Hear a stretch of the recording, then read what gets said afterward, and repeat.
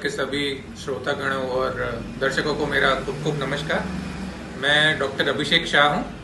मैं डॉक्टर अच्युत त्रिवेदी द्वारा संचालित Pandit Krishnachand memorial neuro science centre में न्यूरो सर्जन के पद पे कार्यरत हूँ।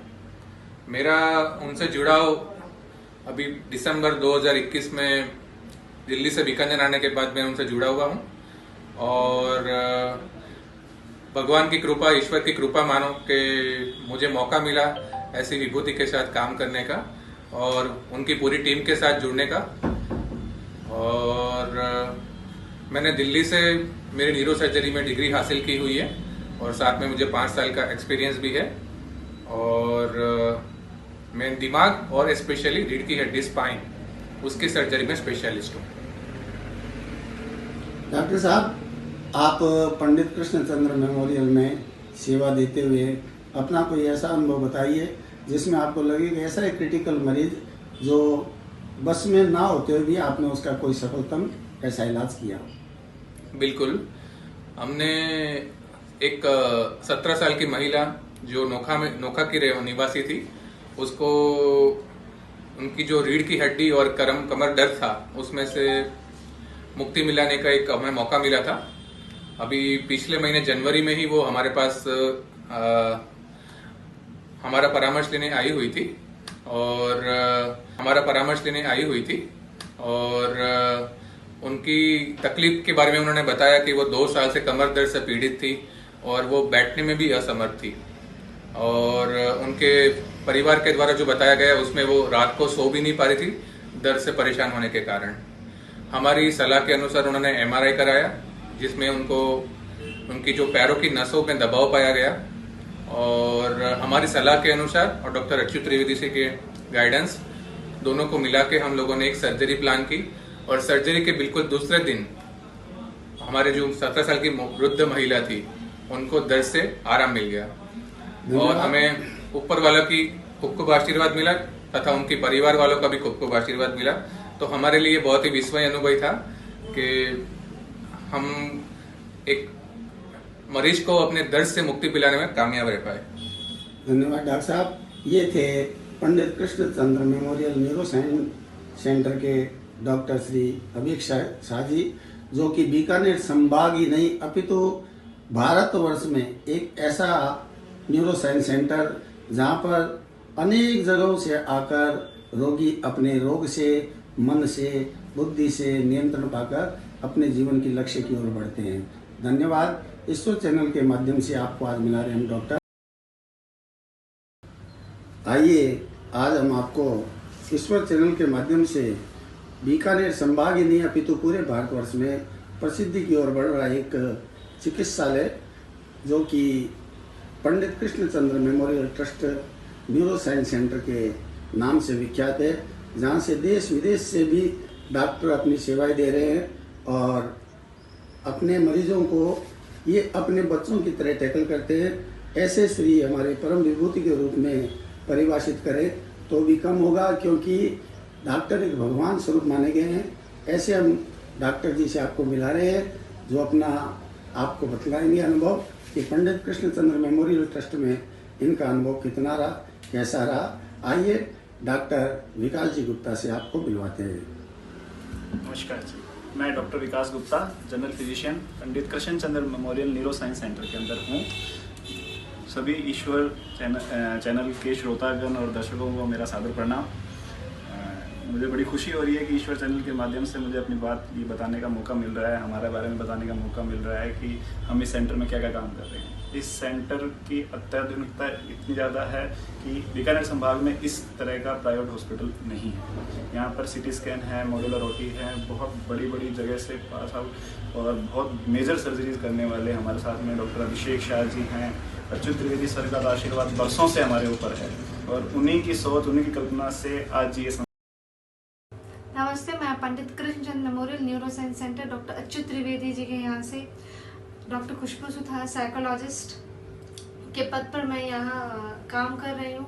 एंड मेरे पास बहुत सारे ऐसे पेशेंट्स आते हैं, डिप्रेशन हुआ, एंजाइटी हुआ या उनके कोई घरेलू प्रॉब्लम्स या चाइल्ड साइकोलॉजी से रिलेटेड, बच्चों को उनका कोई स्किल डेवलपमेंट में या अपने कैरियर में कोई प्रॉब्लम होती है या फैमिली रिलेशनशिप्स, इन सब की प्रॉब्लम्स मेरे पास आती हैं। और 1 साल से मैं यहाँ हूँ और डॉक्टर अच्युत त्रिवेदी सर से ही मैंने अपनी पूरी साइकोलॉजी सीखी है। सब कुछ मैंने उन्हीं से ही सीखा है पूरा 1 साल में। डिप्रेशन, एंजाइटी, सारे टाइप के पेशेंट्स भी उनके अंडर में ही मैंने पूरी प्रैक्टिस की है। Thank you. अभी आपको हमने ईश्वर चैनल के माध्यम से मिलवा रहे हैं डॉक्टर खुशबू सुथार, जो कि Pandit Krishnachandra memorial neuro science centre के अंदर। हमें फिर केवल ये लगता रहता है कि हम आखिर जीवित क्यों। कृष्ण ऐसे मत कीजिए। और भगवान देखिए कैसे उन पर कृपा करते हैं। गोपियों ने कैसे मेरे भगवान को ढूंढा है, मेरे घनश्याम को आइए जानते हैं। फिर बड़े प्रेम से हम सभी आगे बढ़ेंगे और आनंद के साथ में आज के इस प्रसंग को जानेंगे। बोलिए कृष्ण कन्हैया लाल की। मैं मान लीजिए तो तुम शायद हमें यह अपना बताना चाह रहे हो कि जो व्यक्ति मुझे जितना पूजता है या मुझसे जितना प्रेम करता है, मैं उसे उतना ही दुख देता हूं। लाला, आखिर हम तुमसे इतना प्रेम क्यों करते? और कृष्ण, तुम्हारी प्रेम की चाह में आखिर हमें क्यों तड़पना पड़ता? लाला, अगर प्रेम में इतनी तड़पन होगी तो आगे कोई प्रेम नहीं करेगा। कृष्ण, हमारे साथ तो ऐसा मत करो। हमने माना कि हमारी गलती थी, पर लाला प्रेम में इतना तो दुख मत दो। कृष्ण, कम से कम अब तो हम पर कृपा करो कि हमारा प्रेम सदैव तुम्हारे लिए था लाला। और गोपियां कृष्ण को अपना मानकर केवल याद में कृष्ण ही कृष्ण को याद कर रही है।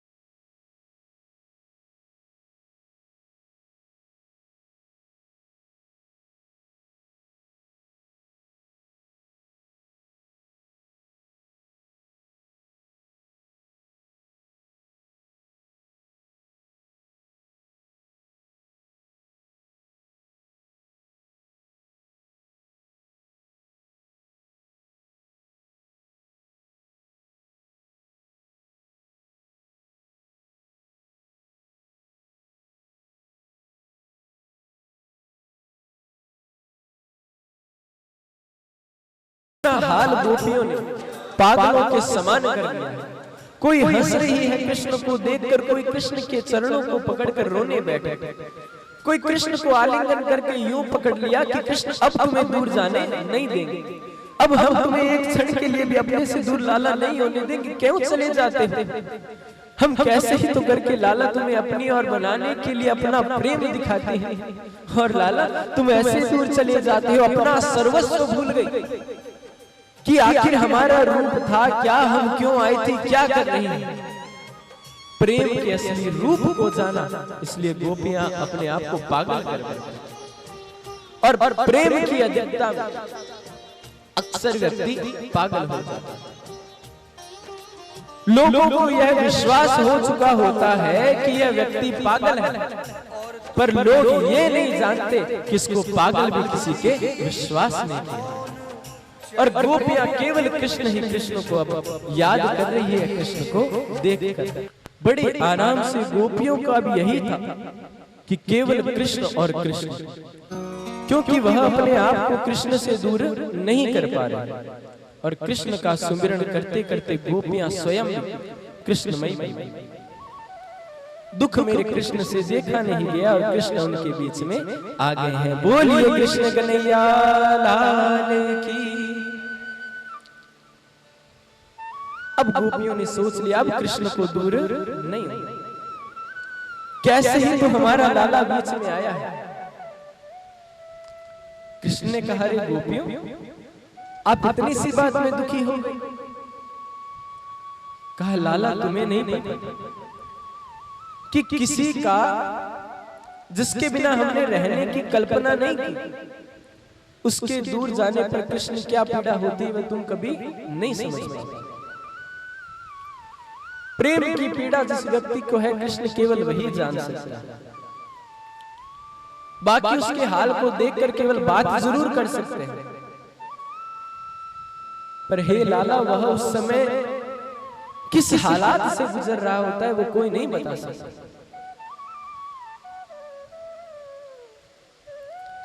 कृष्ण सर्वथा सब जानता। कृष्ण ने कहा गोपियों मैं आपके प्रेम को जानता था इसलिए तो लौट कर आया। कहा कृष्ण अगर हमारे थे तो हमसे दूर क्यों गए? कहा मैं आपको यह बतलाना चाहता था कि जीवन में व्यक्ति जब तक तड़पता नहीं है ना वो मुझे प्राप्त नहीं कर सकता। उसके जीवन में जब तक तड़पन नहीं आती मैं कभी चला नहीं आता। जीवन में अगर व्यक्ति केवल अपने आप को सर्वस्व मान के बैठ जाए कि मैं ऊंचा हूं, प्रेम में ऊंच नीच का स्थान नहीं होता। अगर वह माफ करना जानता है तो उसका प्रेम सत्य। गोपियां मानो आज कृष्ण को पकड़ कर बैठ गई और उनके पास उनके प्राण लौट गए। प्रेम से कहिए ना जय श्री कृष्णा। उनको उनके प्राण वापस मिल गए कृष्ण के आते। बड़े आनंद से आज कृष्ण के साथ मिलकर के रास सभी ने मिलकर के रास की। वहां पर स्वयं कामदेव आ गए, परंतु कामदेव का वहां पर जोर तब चलता जब वह पुरुष और स्त्री का मिलन। भगवान ने रास की, परंतु जो पति थे उनको यही पता है कि उनकी पत्नियां उनके पास है। तो जो ये यहां पर भगवान के साथ रास कर रही थी ये कौन थी? जब भगवान राम का अवतार लेकर दंडक वन से गुजरे तो वहां के ऋषियों ने सोचा काश ऐसे हमें पति रूप में प्राप्त होते, हम इनके साथ नृत्य करती रास करती, कितना अच्छा होता। जब भगवान ने मत्स्य अवतार लिया, कच्छप अवतार लिया, वामन अवतार लिया, तो वहां की मत्स्य कन्याओं ने, दैत्य कन्याओं ने सोचा काश ऐसे हमारे पति हो। श्रुति रूपा साधन सिद्धा मुनि रूपा मत्स्य कन्या, ये सब वहां की जो गोपिकाएं हैं उनके रूप हैं। उनके पतियों को तो यही पता है कि उनकी पत्नियां वहां पर, क्योंकि जो वहां पर मौजूद थे वह उनके मन, शरीर को घर पे छोड़ दिया, परंतु उनका जो मन था वो कृष्ण से मिलने के लिए वहां पर पहुंचा था।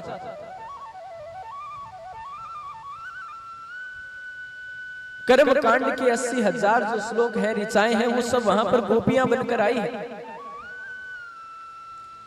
शिव ने जब इतनी सुंदर रास देखी तो उनसे भी रहा नहीं। अपना रूप परिवर्तन करके शिव वहां पर आए, पर शिव को नृत्य करना थोड़ी आता, उनको तो तांडव करना आता। तो वो मदमस्त होकर अपने ही अलग रूप में नाचने लगे। तो जो घूंघट था वो सिर से नीचे गिरा। इतने में तो सारी बात सामने आ गई। और जहां रास हो रही थी वहां भगवती देवी ने, गौर से बात सुनिएगा, बहुत जरूरी है ये, वहां पर रास हो रही थी तो भगवती देवी का ये ऐलान था कि यहां पर किसी भी पुरुष को कृष्ण के अलावा आने की छूट नहीं है। कृष्ण के अलावा वहां कोई पुरुष जा नहीं सकता। और वहां पर शिव पहुंच गए तो शिव को मां भगवती ने ही स्वयं ने बांध दिया।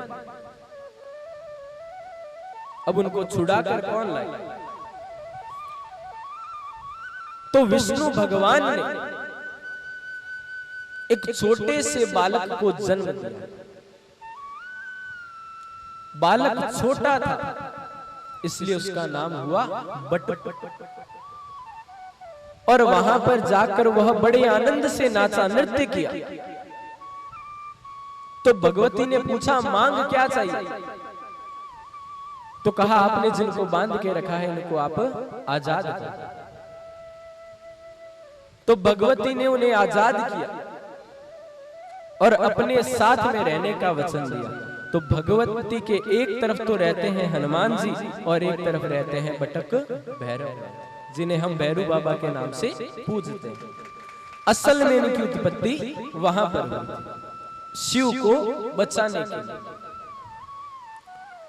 बटक भैरव ने वहां पर अवतार लेकर बटुक यानी छोटा बालक के रूप में भगवान शिव को बचाया। प्रेम से कहिए ना जय श्री कृष्णा। और वहां पर अपनी साधन को सिद्ध की,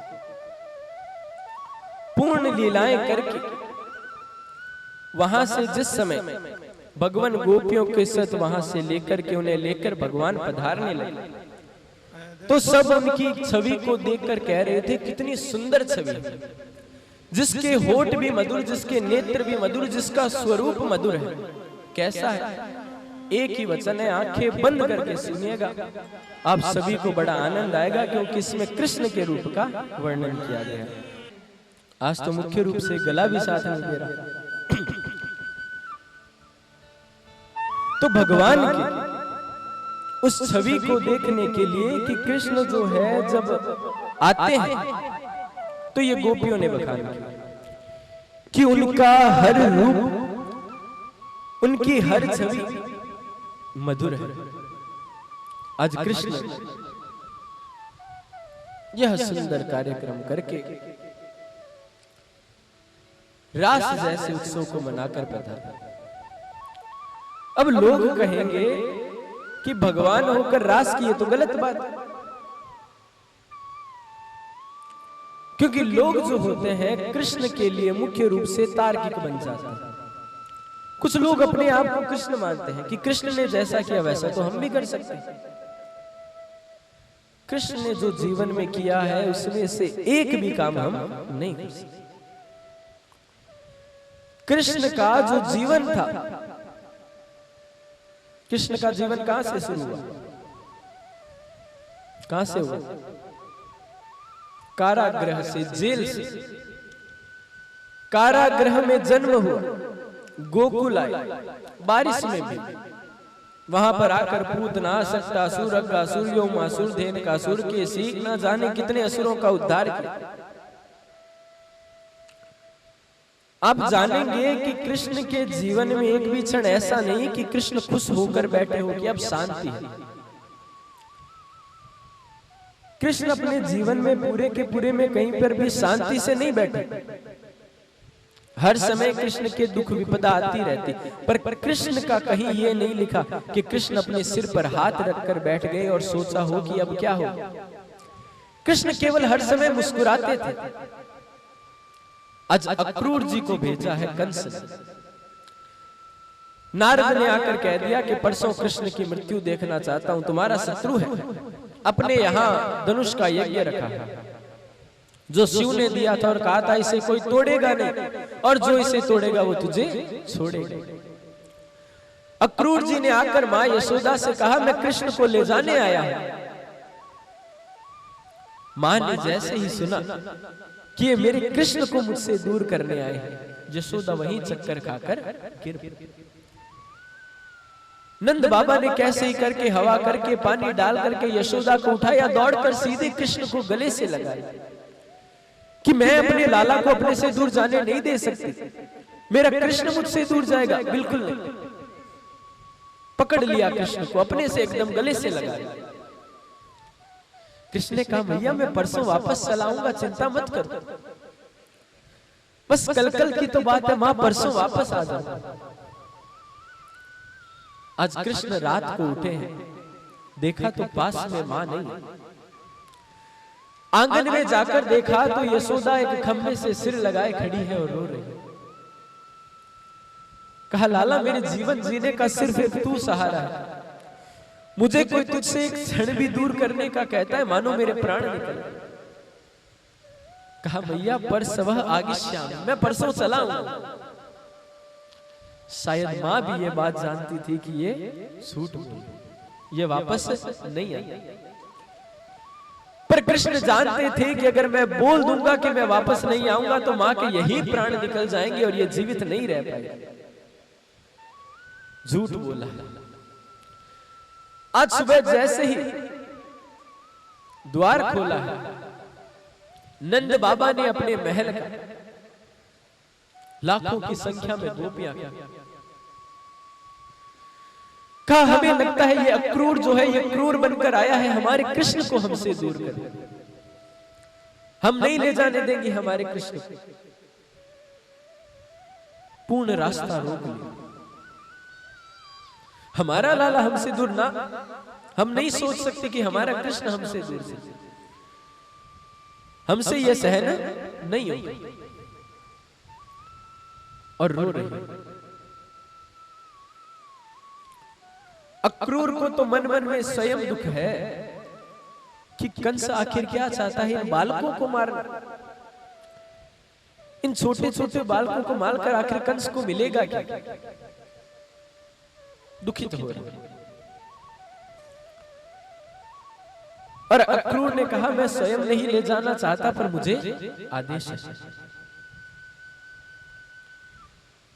कंस ने अक्रूर को कहा, या तो तुम्हारा परिवार या कृष्ण।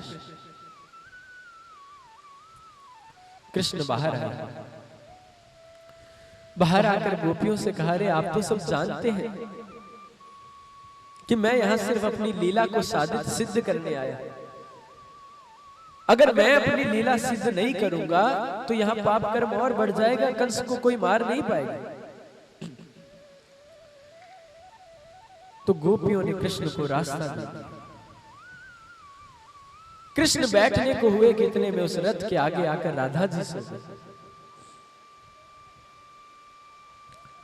कहा, ये सब तुम्हें जाने दे सकते हैं कृष्ण, पर मैं तुम्हें छोड़ नहीं सकती। इन्होंने मंजूरी दे दी तो तुम चले जाओगे लाला, मेरी मंजूरी नहीं है। कृष्ण आए और आकर कहा, हे राधिका, आपको तो पता है आप और मैं अलग थोड़ी, एक दीपक से निकली दो ज्योति है हम। राधा और कृष्ण दोनों को वाकई मायने में हम अलग अलग मानते हैं, पर राधा कृष्ण से कब अलग थी ही नहीं। कृष्ण से सदैव पहले राधा का ही नाम आता है। उनके प्रेम का यह नाम है, उनके सच्चे प्रेम का, कि कृष्ण का जब भी नाम लिया जाता है कृष्ण से पहले प्रेम जीवन में टूट जाए, ये कहां पर आया है? जब भी कृष्ण का नाम लिखा गया, कृष्ण से पहले राधा का नाम आया। कृष्ण ने कहा, हे राधिके, आप और मैं एक हैं, अगर मैं आगे नहीं जाऊंगा तो आगे के कार्य कैसे होंगे? राधा ने कहा कि मैं तुम्हें रोकर विदाई नहीं दूंगी। हंसी हंसी मेरे भगवान को विदा किया। कृष्ण रथ पर बैठ के चले ही थे कि पीछे से यशोदा दौड़कर आई, अरे राजा रुक, अरे लाला रुक तो सही। अक्रूर ने रथ रोका, कृष्ण बलराम दौड़ पड़े हैं उतर कर। कहा, कृष्ण मोहे तो आज पता चलो कि तू तो मेरी संतान ही। कृष्ण, मुझे तो आज पता चला तू मेरी संतान नहीं है, तू तो वसुदेव का पुत्र है, तू तो देवकी की संतान है। वहां जाकर तू ये मत सोचना कि एक ग्वालिन ने तुझे एक मटकी के खातिर उखल से बांध दी। लाला तू दुख मत करना कि ग्वालिन ने तुझे पकौड़ियां नहीं दी। लाला मैं तो यहाँ की केवल एक ग्वालिन हूं, तू कहां राजा की संतान। तू वहां जाकर मुझे याद तो करेगा ना लाला कि कोई तेरे लिए भी जीता है। कृष्ण के नेत्रों में आज आंसू आए।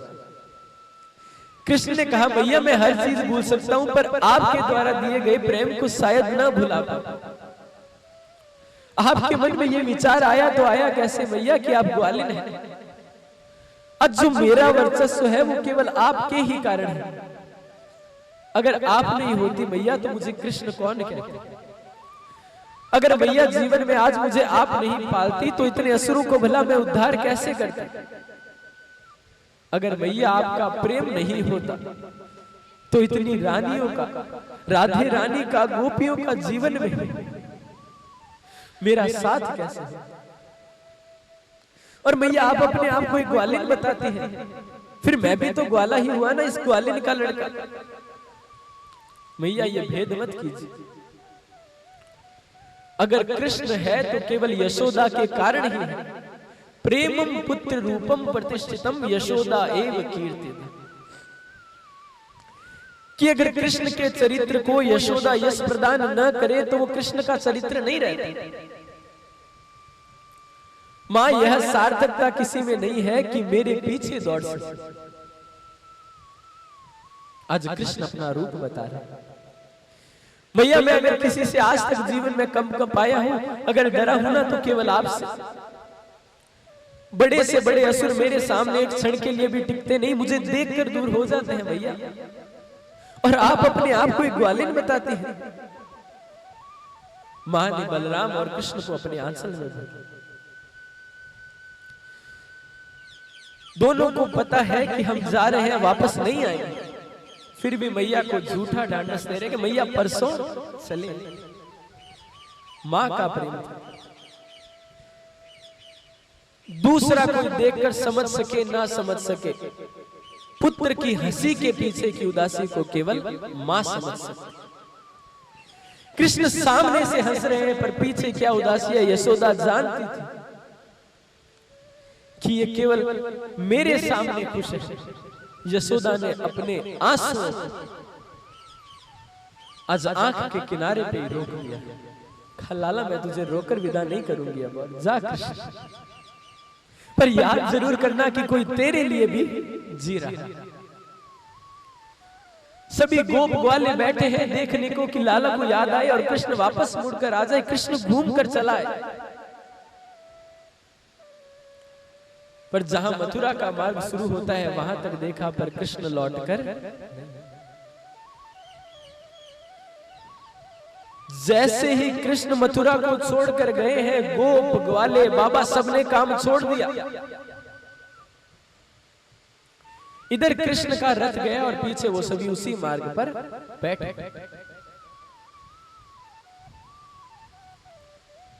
मथुरा में कंस ने सबको मना कर दिया कि कोई उस कृष्ण का स्वागत नहीं करे।